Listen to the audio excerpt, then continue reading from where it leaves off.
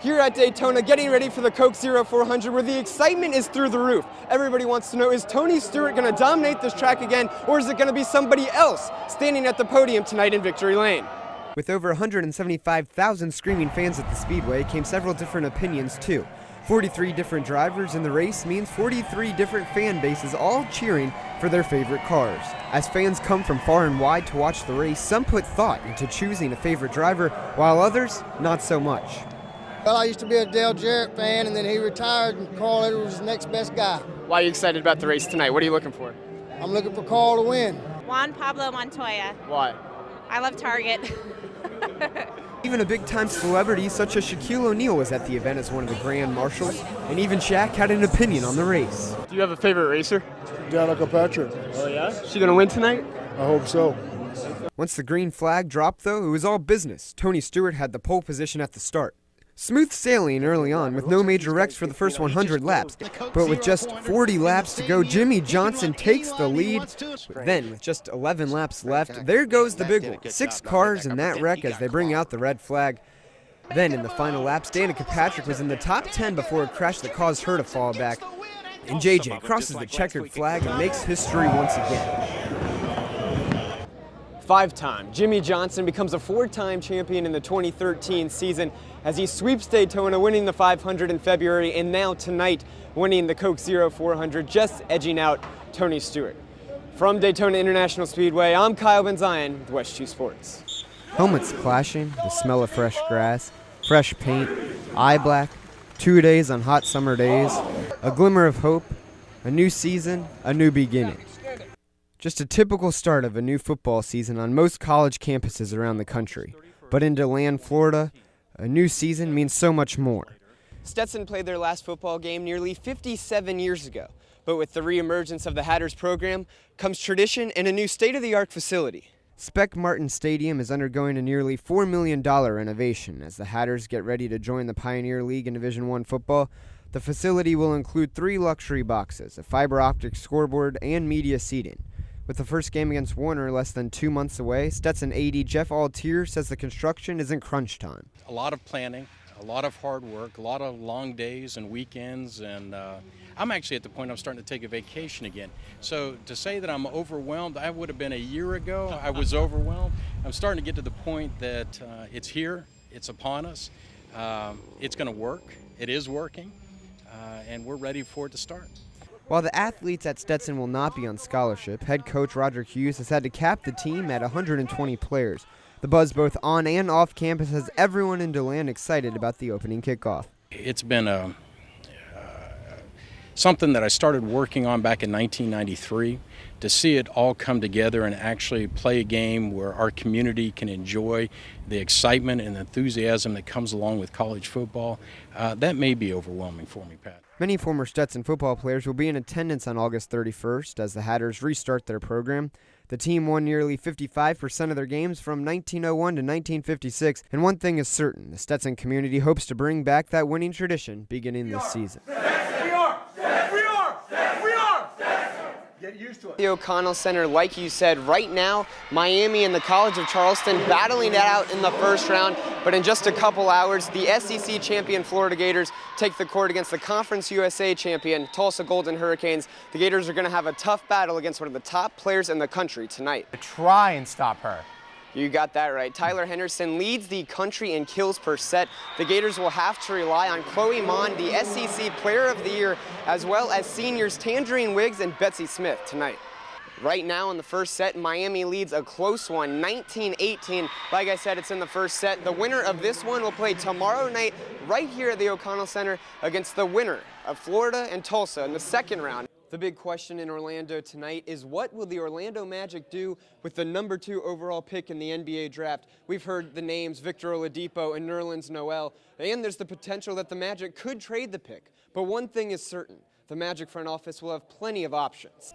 The Lions have been nearly unstoppable as of late, as they haven't lost in their last 11 decisions, spanning over 2 months. However, this weekend may be one of their toughest tests thus far. Orlando Magic forward Glenn Big Baby Davis may be injured, but he is certainly using this offseason to help the community of Orlando. The injury bug has bit the Florida Gators very hard here early in the season as they've lost 6 players to season-ending injuries. The latest, quarterback Jeff Driscoll, who got hurt last week against Tennessee, and then defensive tackle Dominique Easley, who got injured in practice on Tuesday. But the Gators continue to push forward as they head into their first SEC road game of the season. These 3 guys behind me were all larger than life, and even they would agree it's all about the size of the heart that matters. Saturday night in the Swamp, we saw that unfold as Solomon Patton helped lead the Gators to a 30-10 victory over Arkansas. Today, you had a tough task in Katie Chase. How do you prepare mentally for the toughest offensive player every single time you step on the field? The Florida Gator football team traveled to Kentucky on Saturday night and improved to 2-0 in SEC play. Let's pick it up in the first quarter. The first drive of the game started on Florida's 7-yard line, and 93 yards later, Matt Jones gets the carry here, runs to the left, finds the paint, the Gators up 7-0, just like that. Second quarter now, Tyler Murphy, boy did he look good, looking, finds Trey Burton in the back of the end zone, Florida up 14-7 now. Later in the second quarter, Tyler Murphy, this time, he does it with his wheels, runs to the left side, finds the end zone, and the Gators go in complete control. And 2 NBA playoff games went down to the wire last night. The Chicago Bulls, even their series at 1 with the Brooklyn Nets, the Bulls had a balanced effort with 5 guys scoring in double figures, including former Gator Joakim Noah. In case you haven't heard, the Florida Gator football team is near the top of the BCS standings. And the first BCS standings of the season, the Gators come in at number 2, only behind Alabama. Speaking of 2s, yeah, you know, Alex, it's a big 22nd, but another 2 that's might be a little bit more important. The Gators, number 2 in the BCS standings. Coming up after the break, we're going to talk Gator football and all the other sports from over the weekend. I mean, no one was Unreal. expecting that, huh? Will Muschamp is certainly bringing sexy back to Florida football.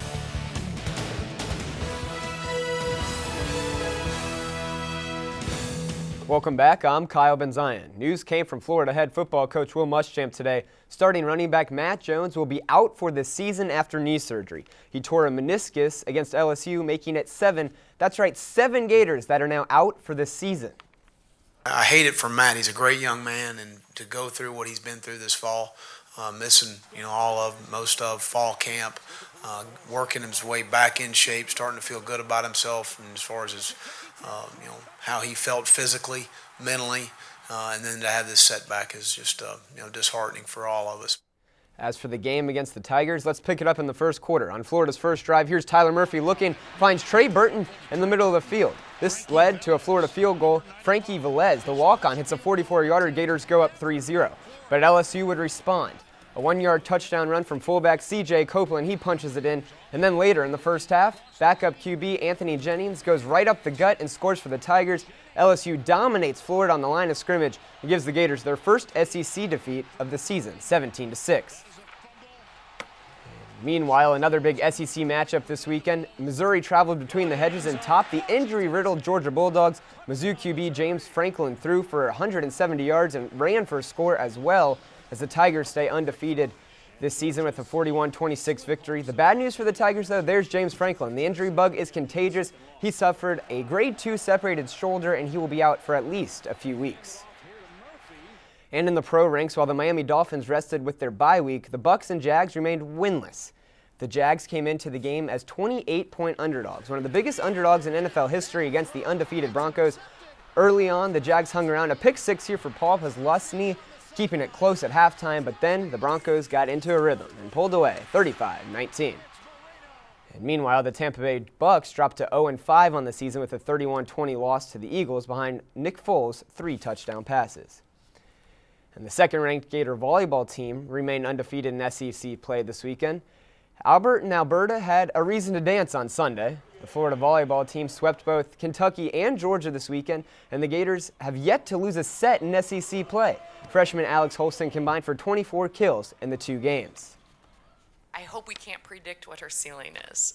We think it's pretty high, and we thought that would be the case when we recruited her because of her length, her quickness, her jump reach. I mean, she had all of these tools. Next up, the Gators try to stay undefeated in the SEC Friday at Arkansas. And an epic playoff baseball game in Beantown last night. The Detroit Tigers pitching staff gave up only 1 hit in the first 15 innings of the series, but with the Tigers up 5-1 in the 8th inning, Bases loaded for Big Papi, and with one swing of the bat, going, get out of here, it's gone. David Ortiz, clutch grand slam. Then in the bottom of the ninth, Jared Saltalamacchia at the plate, Johnny Gomes at third, a walk-off. The Red Sox win 6-5 and tie the series at 1 apiece in dramatic fashion. In one baseball game tonight, the NLCS, the Dodgers and the Cardinals. Dodgers down 2-0 in the series, but it is in LA tonight. Awesome. Well, thanks for joining us, Kyle. More news after the break. Stay with us.